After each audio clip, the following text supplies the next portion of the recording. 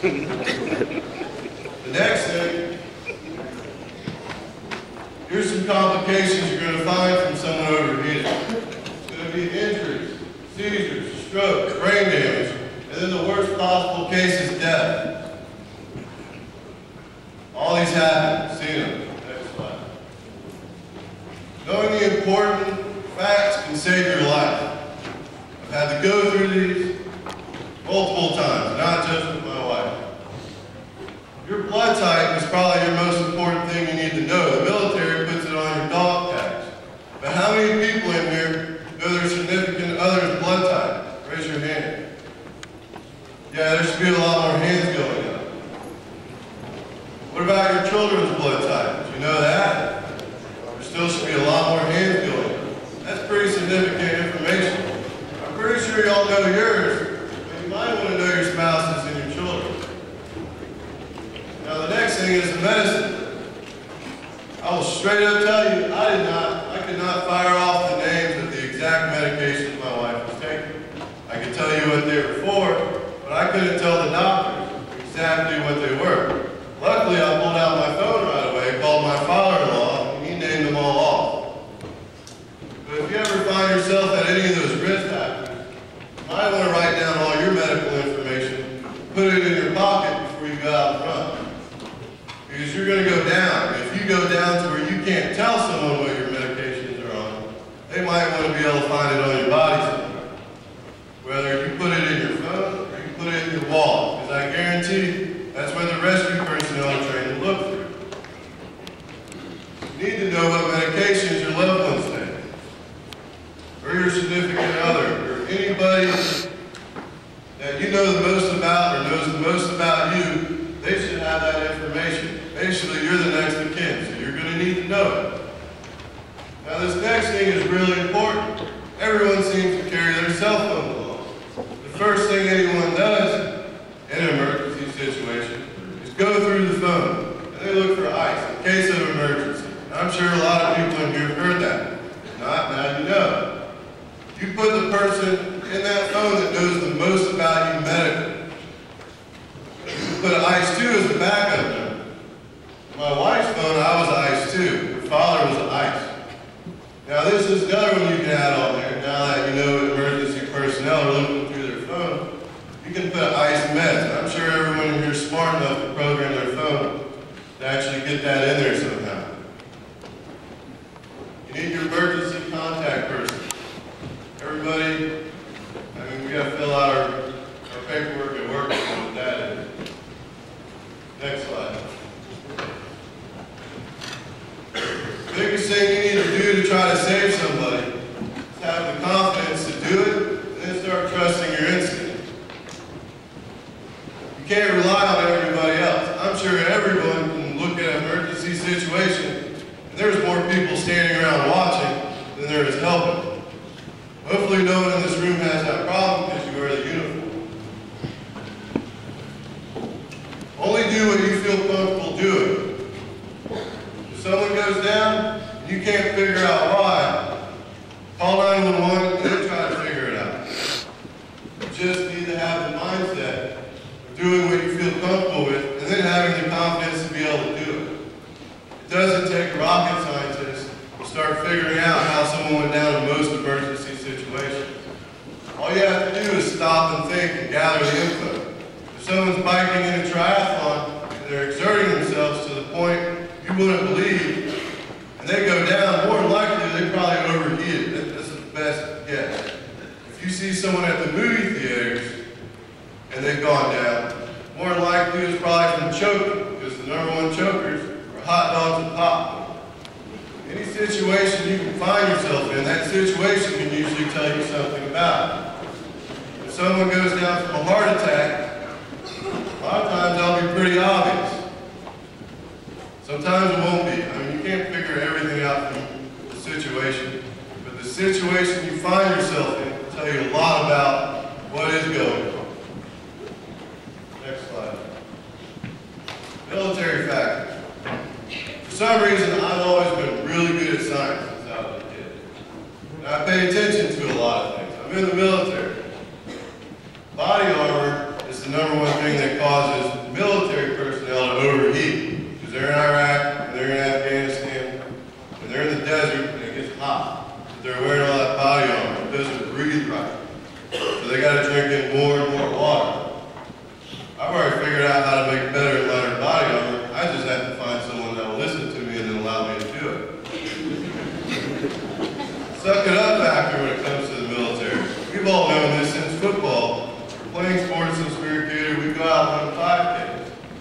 When you start feeling bad, you just know something's wrong with you. You're just going to suck it up and keep pushing yourself. And I'm not saying don't always do that. But if you know there's something wrong with you, you're going to need to stop. You look at the person next to you, tell them, do I look like I'm about to just drop? Or anything of that nature. Tough guy mental factor. Everybody wants to act tough. Everybody wants to push themselves. No one wants to be the person that says, I can't go anymore. So try not to ridicule people that much when they do, but I mean, still motivate them. There are a lot of lazy people out there. Not wanting to speak up when a shipmate doesn't look right. It's not that hard to look at somebody at any point during the day and tell something's wrong with them, whether it's mental or physical. A lot of people wear stuff on their sleeves. But if you look at someone that's been sitting in the AC all day and they're sweating bullets, there might be something wrong with them. If they're complaining about chest pains, there might be something wrong with them. The only symptom my wife had prior, looking back on it was the only way I could understand that. She came back from a 30-mile bike ride and complained that she couldn't cool down. So I laughed and told her to go take a cold shower, and it worked. But that was the only symptom prior to my wife going down that I noticed, and she pointed out to me.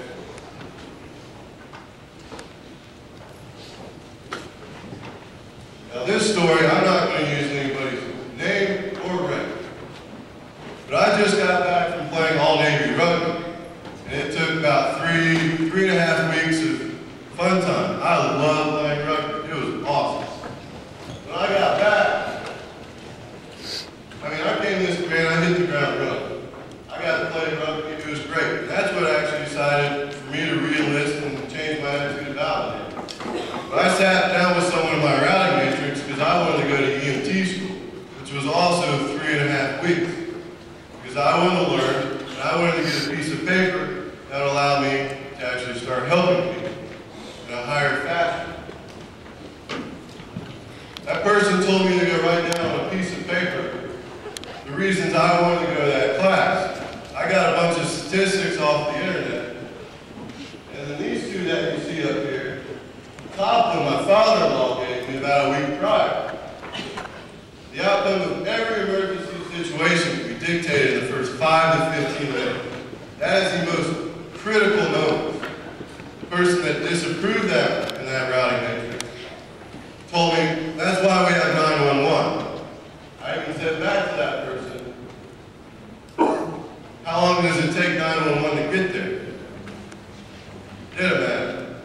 But he did tell me the one thing on my piece of paper that he couldn't disprove was it matters to the victim. He still disapproved that shit. Click on the next slide, you'll see who the victim was. When I lost my wife, it didn't matter anymore. She wasn't the victim anymore. It became me and everybody that loved her. But somehow, it wasn't going to help 600 of it. Next slide. Now, this I want to sit here and thank everybody for. Because I lost my wife. You can't straight up say I didn't go into depression. I had to work through a lot of things on my own. But a lot of times I wasn't on my own. I came back to work. The people that spent the most time with me were probably in this room. And they helped me. They listened to me. They let me talk, and they talked.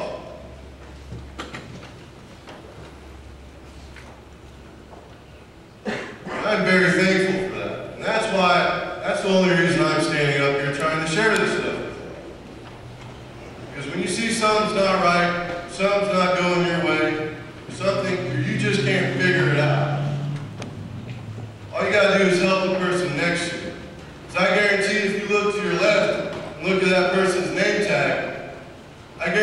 you'll help them if they ever go down.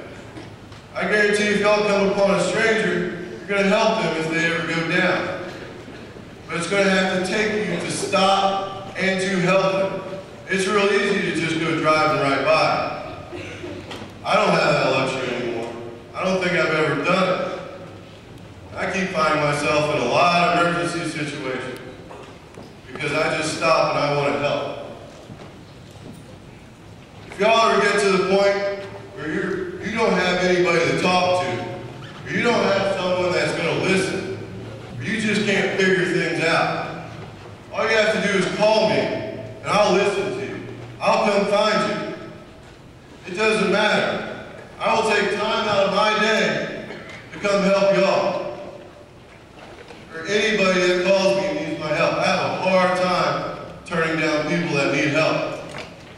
When I see people that need help, I have a hard time not helping them whether they want me to or not.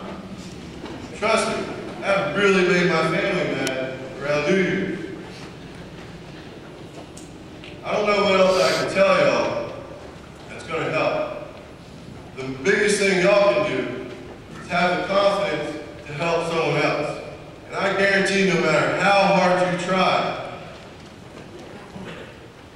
no one lives forever. Everyone in this room is going to die one day. No matter what someone else does or how hard you try. There's a date out there with your name on it. You're going to get to that point. You're done. I mean, and what happens after that is up to y'all. But, I mean, I'm not going to go with that. Anybody that needs my number, anybody that ever needs my help, or anybody that wants to talk to me, I'll be happy to talk to them.